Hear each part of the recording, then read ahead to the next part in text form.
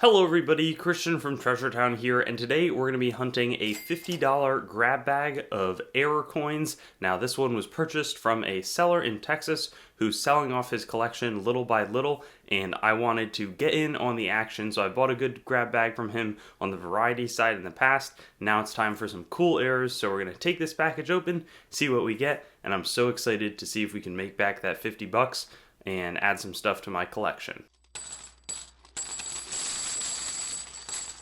And the consistent thing about this seller is that he manages to get a bunch of coins in an envelope like this. Now, the interesting thing, and the thing that I'm sort of remembering, is that I thought he said it was like 20 coins, but maybe he ended up going with a few higher quality, because this doesn't quite feel like 20 in this package. But I'm just going to open this, speed ahead, and then we'll start going through the coins that we got. And as I suspected, it said call and let me know you got this, and another envelope. So we've got one. Now these are all stapled together, so I'm going to break them apart without looking too closely at the coins so that we can go through. But that makes a lot of sense, and this way I'll sort of be back after I unbox this with the other half. But maybe we can get to 25 or even a little bit more value in these first 10 coins. And we'll get after it. I did see a few of them, but I didn't notice all of them. This was the 1953D. It looks like a reverse die crack rim to rim, and that actually is pretty interesting. It definitely goes all the way through. Sort of looks like lamination, but I think it would be a die crack, basically. Or yeah, there it says lamination crack. So it's not probably quite as valuable as like a full, split die that goes all the way through, but still something interesting. And I'll have to learn a little bit more about what actually makes a lamination crack as opposed to, just regular lamination. This next one, 1943S cent, does look somewhat replated, and it looks like he's saying that there is a die crack from rim to rim. I see sort of a straight one going right through the coin. Now, I would wonder if that's something actually to do with the replating, but maybe it's not, and, I think that this is replated. Maybe you guys have a different opinion, but I wouldn't say that this is actually quite as valuable. But, I mean, it is kind of cool that it does go through, and I don't think that that would be from plating. Anyways, the next one, this one is not something that I know too much about, 1997D brass cent. I feel like I've heard of brass cents, and it's sort of, in the eye of the beholder, there's no real guarantee as to what it's worth. I think it's because the coins were left in like a rinse for too long and they lost their top layer, sort of exposing a brass color underneath. I feel like it is better than a $2 coin, but I mean, this isn't the most attractive coin, but it's not an error type that I have in my collection, and it's sort of unclear, is this really an error? I think it's actually a good coin though.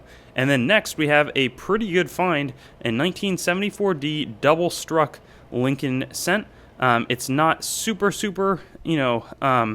not like it's been double struck massively in the coin, but 1974D, I don't know if there's a common year for these to have been struck, but this one does look like an indent as opposed to, you can see on one side here, you're seeing the actual design, whereas on the other, it looks like there's no design, and that's because there would have been another planchet in between that this would have been like hammering down on.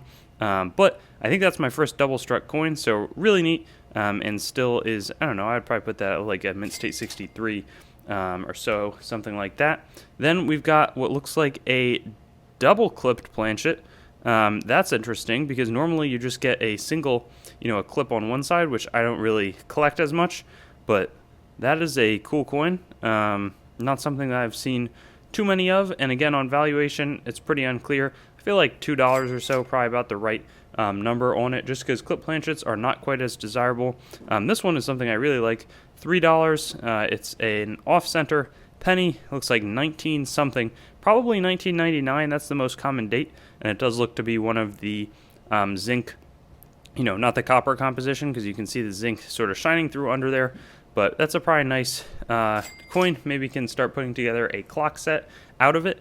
Then we also have another solid clip, and I think this does a really good, I think it's Blakesley effect, where you can see the rim weaken a little bit across from it. But this one, it doesn't look like he factored it in for too much money. And it's a nice little clip that's a little bit larger than the double clipped one. This one, okay, so he's saying it's a rotated die. So let's see if this is sort of straight on. Then you want to rotate it. Oh, yeah, and it does look to be minorly rotated. Still in pretty nice condition. 1974. Doesn't look like there's the Denver mint mark, or we could be looking for the double die variety, but he would have seen that and picked it out because he's really a good variety finder. I'm not sure how to value this, but I feel like at least $2, that seems right. It's not a type of coin that you see every day. I don't think the rotated dies are so common on the on the more modern coins. This one, another clip. This one's cool because it looks like a straight clip, so he did do a good job of giving this is sort of like the traditional curved clip planchet, whereas here is like a more straight one, 1944. And then lastly, we've got a 2000 off-center strike Lincoln penny. So that one is really neat, and I love it when it has the date, so great to have that. And it does look like the clock set. I always sort of mess up in terms of which direction it's supposed to be, but you can see that these are like opposite ends, so to speak. So if this would be 7 o'clock, this might be like 1. So those are two really neat strikes. Here it's the 2000 again. No opportunity, it doesn't look like, to look for the AM, but the wide AM, but a lot of cool coins in front of us, and I think a great start. I'll try to go back to the post office and see if the other batch has arrived. If not, I feel like, it's not like we would have done great, but we might have hit close to, like, if I'm paying real retail values, might have hit close to, $40-50 or so, especially considering that I don't know what the brass cent is really valued at. And then we have a group of other, not like great errors, but some ones that will certainly be going in my collection. And I am so excited. So it's now, about 2 months later, and the coins finally showed up somehow, and you can see it's still January 11th, 2022 is when they were shipped. So it was the original batch.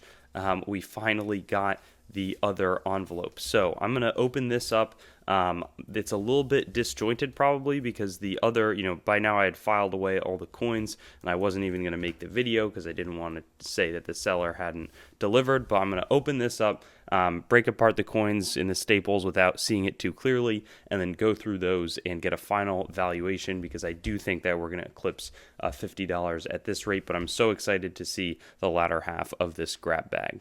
So let's go for it, and our first one is going to be, it's saying a dropped letter error, which would be really spectacular. This is saying that is a D dropped letter. Now, I'm honestly not super sure that this is a dropped letter D, but if it was, that would be a really, really cool error. The thing is, I'm seeing this discoloration over here, and then I'm seeing it again right there, so maybe I'm just being too skeptical, but I'm not sure that this is a dropped letter. I think that one that was real would be worth more than $3 as well. But that would be sort of a pretty unique type of error. I'll hold on to it in either case. Our next one is going to be a blank planchet. And it seems like it's been sitting there for a while. I don't know if this is, I assume it's a penny sized. I mean, that's what it looks like. So not sure what it's worth, but it looks like an older blank planchet than normal. And there is some corrosion going on with it. So maybe that's from having sat here for a while. I don't really know, but it is interesting. Let's see, we've got an attached lamination. Okay, let's see if it doesn't manifest on this side. I mean, at least this is a war nickel. I'm thinking though, I kind of want to see this one out of the plastic. I don't have scissors on me, but maybe I'll set that aside and try to show you at the end of the video. Let's see, this one also a lamination. This one's very obvious, really strong, nice peel down the middle. I think it'll be good to get it out of, into a new flip, into a new holder. But, it's still a cool coin. I think $2, all of these, I don't think these are valued, the ones I've seen so far, too high, but I felt like we did pretty well in the first batch. So it's nice to get a cool mix back here. This one is a Cud reverse. Let's see, a nice Cud would be awesome. I'm not, I was thinking maybe like a big block or something along one of them. It says it's over here. I think this is also, maybe I'll examine it out. I mean, I see a little something down there. I don't think that's too big of an error, but it's still cool, if that is the case. Try to be always positive. This one, it's repunchment mark number 68, and I think it would be better seen under a magnifier, but I'm sure that there's a little bit of like a spread somewhere along that Denver mint mark. Nice red coin, and let's see the rotation.